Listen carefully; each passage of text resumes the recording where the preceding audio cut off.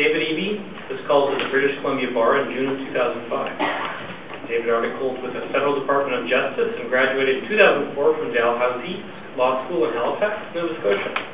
David is author of The Arrest Handbook, A Guide to Your Rights, published in 2003 by the BC Civil Liberties Association.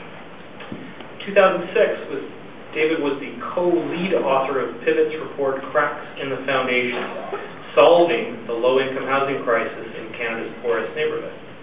David presently works full-time with the Pivot Legal Society on Pivot's housing and policing campaign, and is a board member of the BC Civil Liberties Association, Urban Core Community Coalition, the Impact of the Olympics on Community Coalition, and the Canadian HIV/AIDS Legal Network. David's advocacy work with Pivot has contributed to the biggest provincial social housing in Vancouver in over 10 years, to 91 recommendations from a provincial auditor for reform of the complaints process under the Police Act in British Columbia, to increases in municipal fines for converting low-income rental housing to condominiums, to the resurrection of a long unused City of Vancouver power to repair rental buildings that are neglected and bill those repairs to the building's owners, and to protecting the tenants of 4 low-income rental buildings in the downtown east side from mass evictions. Do you ever want to see some guy get things done? David is going to speak to us briefly on our final sticking point from the stage, sticking points within civil society and the NGO sector.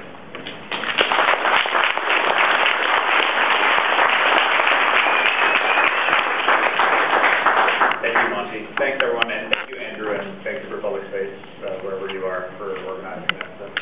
Lift the mic up a bit, please. Certainly. You're very tall. How's that? Is that better? I'll speak up a little bit, too.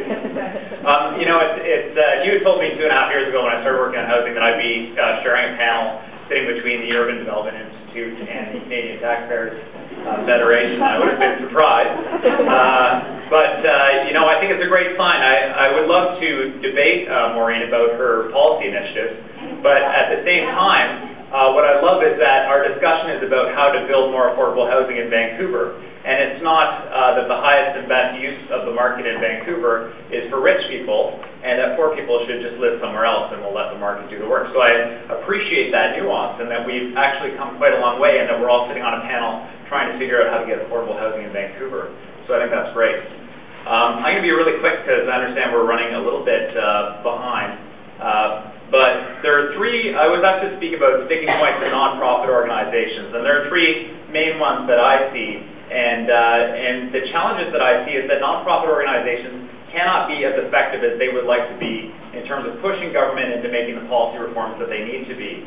And it's all very relevant right now because I'm sitting on the Frank Paul inquiry right now. And Frank Paul, you may or may not know, was a homeless Aboriginal man who was left in an alley at about Main and First, right near Vancouver Detox, because the police didn't want him, Detox didn't want him, and he was homeless, and you know, that's where they left him, in an alley, and he froze to death on December 5th, 1998. And the only thing that's changed between then and now is that there are more potential Frank Pauls on the street, just over 600 in 2002, 4 years after his death.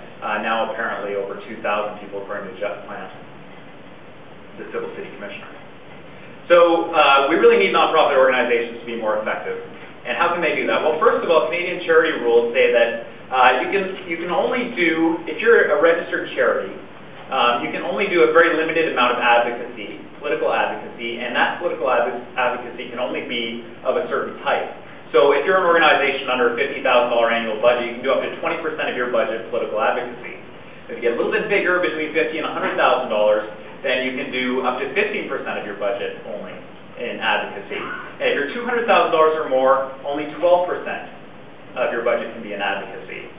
And you can't have any sort of political agenda or sort of initiative that either, one, further the interests of a particular political party or support a political party or candidate for public office. Well, that's very purely political, but this is the more insidious one, that retain, oppose, or attempt to change the law, policy, or decision of any level of government in Canada or a foreign country.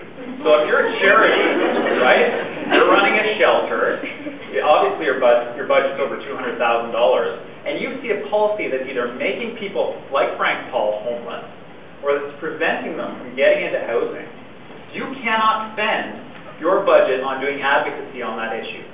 You cannot do it, because if you do, you will be stripped of your charitable status.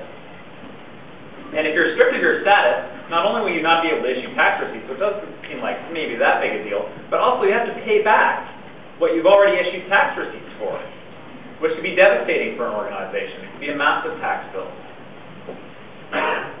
Other prohibited activities, supporting an election candidate in the charity's newsletter, distributing pamphlets that underline the government's lack of contribution to the charity's goals, like eliminating homelessness, preparing dinner for campaign organizers of a political party, I guess, and inviting, this is an interesting one, inviting competing election candidates to speak at separate events. I don't know what that one's about. But the interesting thing about the charitable rules is they evolve from the common law, so they don't make a lot of sense. They're court interpretations of charitable purposes, and the CCRA's, Canada Customs and Revenue Agency's interpretation of those.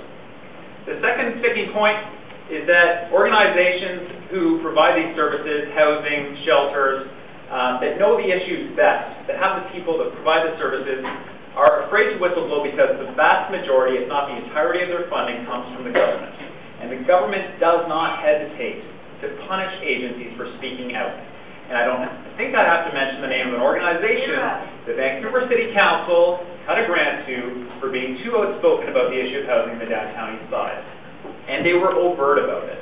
And they said the reason we are cutting this grant is because this organization is too aggressive on the issue of homelessness and underhousing in the downtown east side. So organizations see that and they learn a lesson. And gaming grants, hippie money, Skippy money, all the federal grants issued by people who are strongly influenced by government that may not be happy with a certain provider because they're too outspoken, and happier with a certain provider because they don't say anything bad about them and they'll sit with them in a press conference and say nice things about them. It's a very important factor. And then the third thing is that organizations compete for the same pool of grants from non-government granting agencies. So Vancouver Foundation, I'm going to put Gaming Foundation in this, but the Law Foundation, Central City Foundation, these are non-government granting agencies, but it's a very limited pool in Vancouver. So organizations are competing with each other, which prevents coalition building and working together, because you don't want to be seen to be duplicating someone else's services. If we work with, say, DERA on advocacy, or we work with Carnegie on advocacy for tenants in the downtown east side, would a funder look at that and say, well, why do we need to fund both of you? Why don't we just fund one of you? And that happens, and that is a reality. So that's all I'm going to say right now, and I hope you enjoy your conversations, and thank you very much for your time.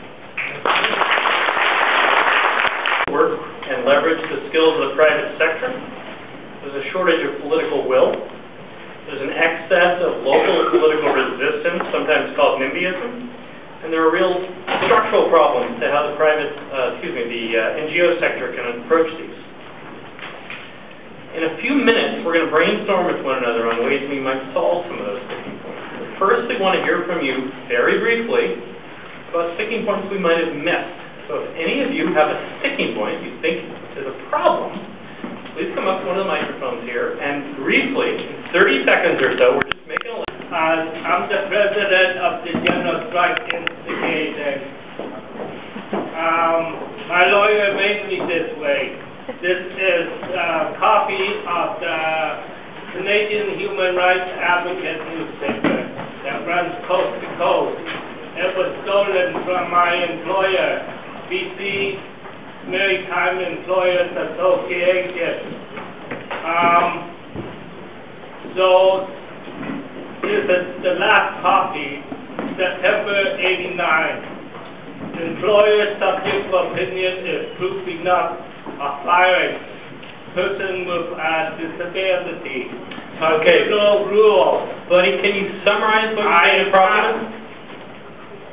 Now, democracy, they stole democracy, and they have to be treated like a criminal. This empire. The human rights are involved. Once you lost democracy, everything goes.